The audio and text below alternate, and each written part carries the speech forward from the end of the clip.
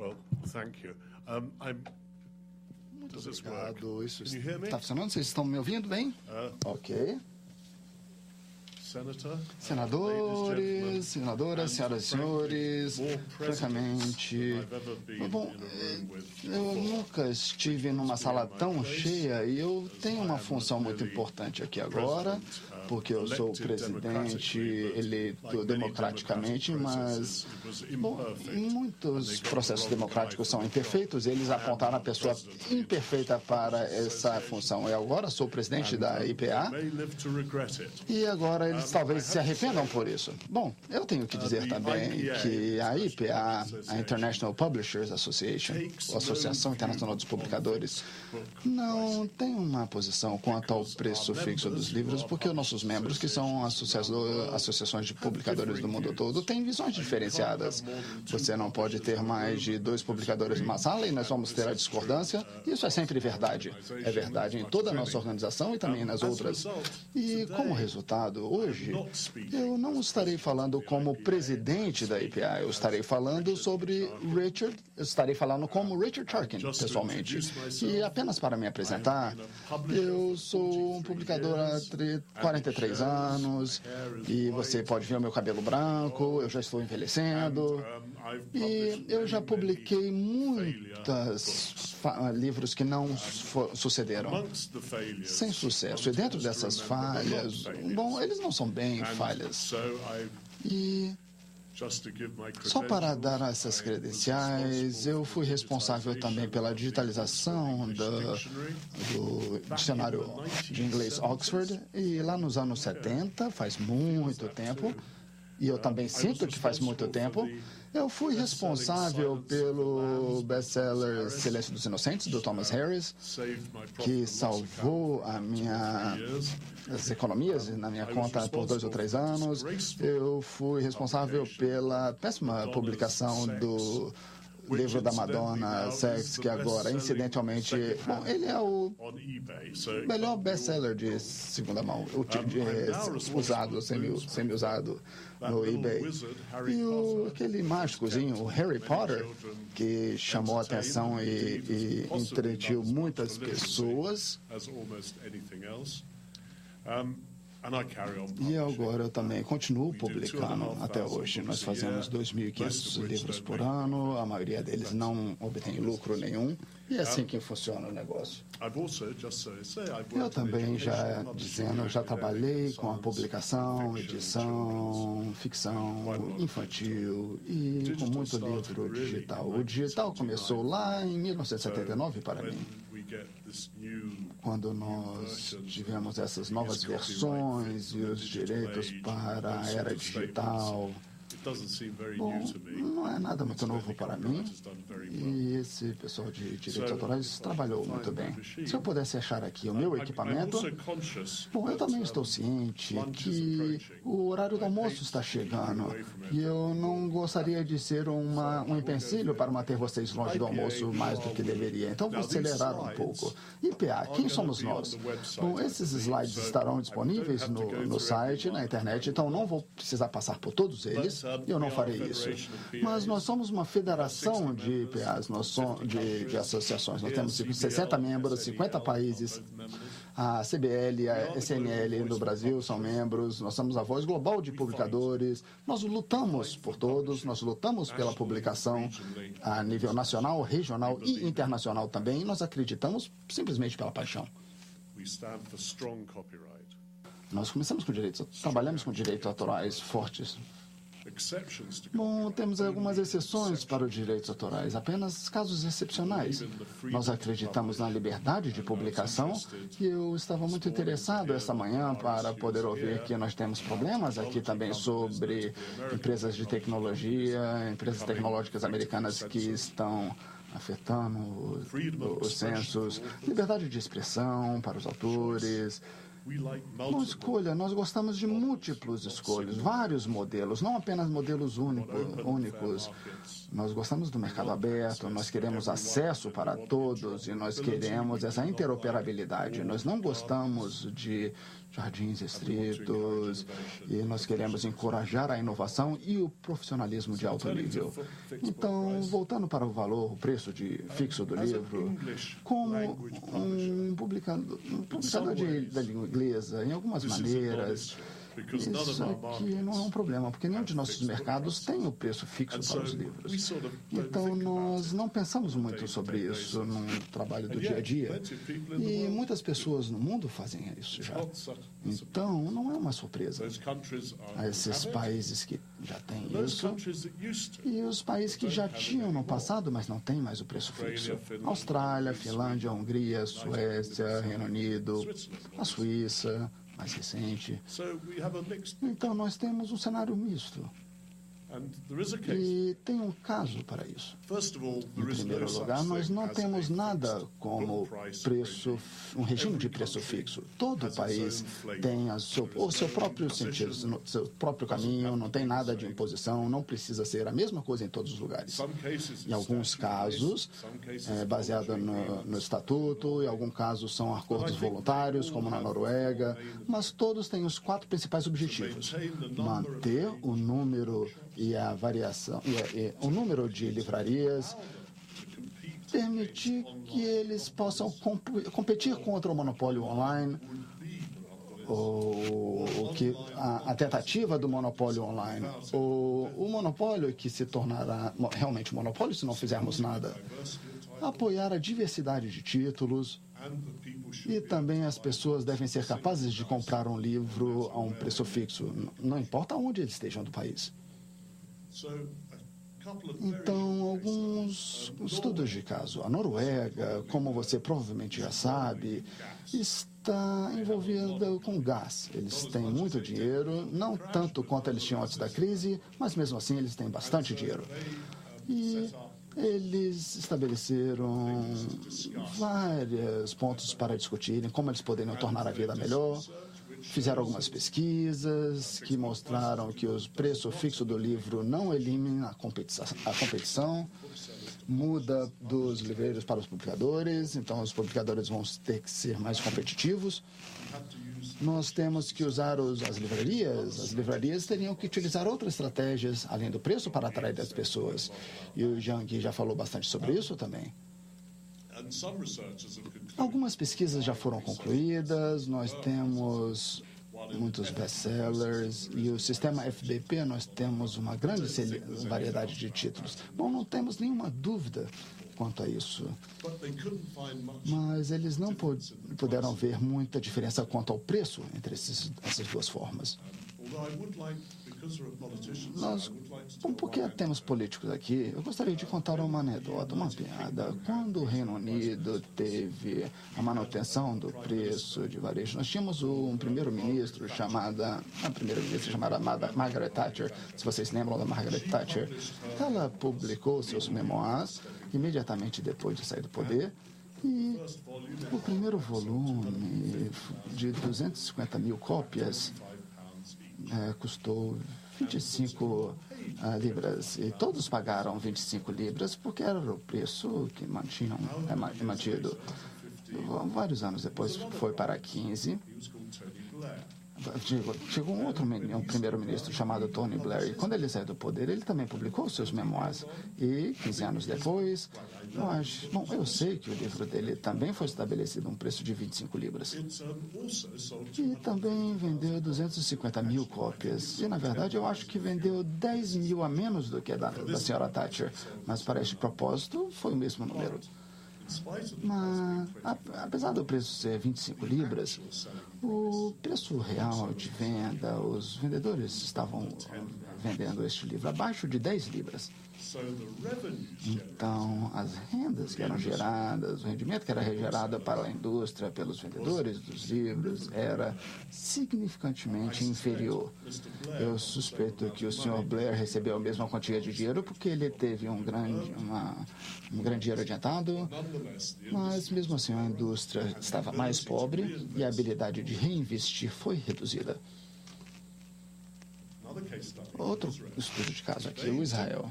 Eles não tinham a manutenção do preço até recentemente. A indústria era uma bagunça. Literalmente, eu acho que tinham duas cadeias ali que competiam uma contra a outra para a competição da fatia do mercado, forçando os publicadores e também forçando os autores a terem contratos melhores. Bom, a indústria estava fraca, estava falindo. Desde 2014, eles criaram uma lei que foi reintroduzida e os publicadores foram apoiados, o preço foi estabelecido fixo por 18 meses, eles não poderiam, então depois eles poderiam negociar os valores anuais e o preço médio caiu de 89 para 70 shekels. Seria um grande benefício para os consumidores e uma indústria muito mais estável. Nós vamos dar o apoio à Associação dos Publicadores Israelenses lutando contra o ministro, que vai contra. Nós temos um caso contra essa manutenção do preço único e o interesse. Nós ouvimos muitas coisas boas sobre isso e agora nós vamos mencionar os casos que não são tão bons. Os casos contra geralmente são vistos como na língua inglesa, mas não é apenas da língua inglesa. Nós temos os suíços que olharam também e falaram, não, nós não queremos isso. E realmente ele vai de encontro a eu não sei se essa palavra é algo que vocês possam traduzir, mas é um mercado extremamente livre. Sobre a interpretação da economia, a ideia seria que alguém poderia impor para outros os preços que seriam vendidos. Isso vai contra a filosofia anglo-americana de mercado livre. Em outras palavras, bom, estabelecimento de preço não era muito legal. E a FBP é um exemplo de publicadores que assumem o controle das cadeias e eles deveriam fazer. Isso deveria ser feito pelos que vendem o livro, não os editores. Bom, nós temos aqui a Austrália. A Austrália tentou a manutenção do preço. Eles tiveram, em 1972, tiveram uma força contra. Bom, e desde então está funcionando muito bem. Eles já tiveram momentos bons, momentos ruins, mas é um mercado que está adaptado ao preço livre. E os editores, os vendedores de livros independentes estão indo muito bem. Os livreiros independentes estão indo muito bem, com mais de 25% das vendas. E isso implica que, bom, 25% é um alto número. E eu não estou certo se é um número muito alto, um número muito baixo ou um número moderado. Não sei. E as vendas dos livros subindo. Então você consegue operar em um país como a Austrália sem a manutenção do preço único. E você tem também uma geografia lá muito similar ao Brasil. Nós temos poucas grandes cidades e vários acres de territórios livres entre essas cidades. Mas agora eu vou falar sobre um caso de estudo que eu conheço melhor, que é o do Reino Unido. E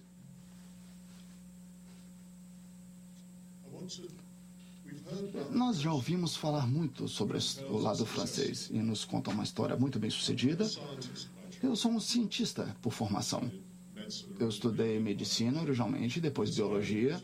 Então eu fui criado na teoria experimental. Você tinha que provar a tese. E aqui nós temos um experimento bem sucedido de manutenção do preço único sendo ajustado e funcionando em favor da indústria. Na ciência, um dos principais experimentos que você poderia fazer seria o negativo, o experimento negativo. Então, lá atrás, em 1954, um matemático, Richard Dole, ele parou de fumar. Ele parou de fumar porque ele tinha visto as evidências de que fumar levava ao câncer e ele não queria morrer de câncer. Mas você não conseguia provar nada disso, porque haviam tantas outras coisas acontecendo que poderiam levar ao câncer. Então, ele desenvolveu um experimento onde eles buscavam, creio que 10 mil, não sei se eram 10 mil ou 20 mil, doutores ingleses para pararem de fumar. E então eles mediram o que aconteceu com as taxas de câncer no pulmão. E esta foi a prova definitiva que provavelmente salvou mais vida do que qualquer outra prática clínica do século XX. Então, no Reino Unido, nós temos um caso bem similar. Nós temos a manutenção do preço, já tínhamos a manutenção do preço e desistimos. Vamos ver o que aconteceu então. Em 1995, o Netbook Agreement falhou quando um dos editores me ligou e tentou obter uma vantagem comercial. Bom, não era apenas uma vantagem comercial. Se você publicasse na Grã-Bretanha, na língua inglesa, você estaria competindo com outro país chamado Estados Unidos da América, que não tem nenhuma manutenção de preço fixo. E nós percebemos que não tínhamos nunca como manter esses livros americanos fora do nosso mercado, porque tínhamos esses editadores internacionais. Então, tínhamos pouca escolha, mas mesmo assim avançamos. Nós tínhamos os vendedores de livros independentes que tinham mais competição no passar do tempo, uma competição dos supermercados, da Amazon, CLMP e também dos livros digitais em todas as plataformas. Temos uma queda no número de vendedores de livros. Isso aqui é o desafio da associação. O que nós temos que observar aqui é que nós temos menos de 1.000 livreiros independentes num país onde a população é de 70 milhões de pessoas, com um nível de graduação muito alto e um nível de alfabetização bem alto. E isso é muito chocante. E este número representa apenas 4% da renda total, do rendimento total. Então, 96% do rendimento não vem das livrarias independentes. O que aconteceu é que nós fomos para os supermercados, nós fomos para o mercado online, fomos para os livros digitais e, como resultado, as vendas do que nós chamamos de títulos medianos, e nós temos que achar outro título diferente para esse midlist, de lista média. Bom, esses livros são a alma de um país. Não precisa ser um best-seller para você ser um escritor importante. O que acontece aí no meio da lista também tem muito a ver com o que fazemos. Perdão, eu desliguei aqui. Ok? O que aconteceu no Reino Unido, na indústria de publicação? Nós tivemos uma dominância nas biografias, nós tivemos um declínio na ficção literária, nós tivemos também quase nenhum mercado para ficção traduzida, um pequenininho, um mercado muito pequeno. Nós tivemos que aumentar o preço de edições acadêmicas para podermos custear a falta de lucratividade e outros problemas. O sistema das bibliotecas foram até que resolvidos parcialmente. Nós tivemos uma consolidação da publicação. Você tem que ler as publicações para ver isso. E nós temos vários problemas associados com livros educacionais e sua lucratividade. Então tem sido bem difícil. E falando sobre Richard Garkin e não IPA, eu me sinto um pouco culpado que nós perdemos essa manutenção do preço fixo. Eu acho que isso foi inevitável. Mas conseguimos sobreviver mesmo assim. Nós perdemos um território de edição, mas em termos de publicação de edição mundial, creio que o Reino Unido ainda continua acima, numa posição boa.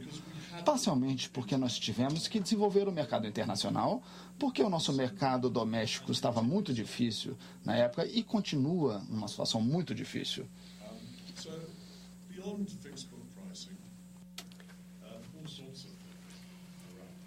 Bom, eu creio e já vou concluir, que a fixação de preços de livros seria um grande benefício para os atores no Brasil, para todos os envolvidos. E acho que há algo que devemos analisar aqui, especialmente em relação aos livros educacionais. No Reino Unido, separamos os dois. Então, temos os livros didáticos que não são cobertos por essa política de fixação de preços. No entanto, é necessário, na minha opinião, a fixação de preços, mas não é suficiente. Nós precisamos de apoio antimonopólio que venha dos governos, e vocês com certeza sabem do que estou falando. Precisamos de ação contra a pirataria e todo tipo de pirataria, a oficial e a não oficial, ou seja, fotocópias, etc. E não estamos falando apenas do apoio do governo, mas as empresas de tecnologia também estão envolvidas. Precisamos de grande apoio para a criatividade, e eu fiquei muito feliz de ouvir isso aqui hoje de manhã. Também grande apoio na área da educação. Tudo isso, claro, anda de mãos dadas. E gostaria de concluir dizendo que me parece que a indústria de publicações no mundo inteiro, não apenas no Brasil, é um excelente motor para o bem. E a proteção dessa indústria só pode ser positiva para a sociedade. Então, muito obrigada a todos vocês pelo tempo e pela presença.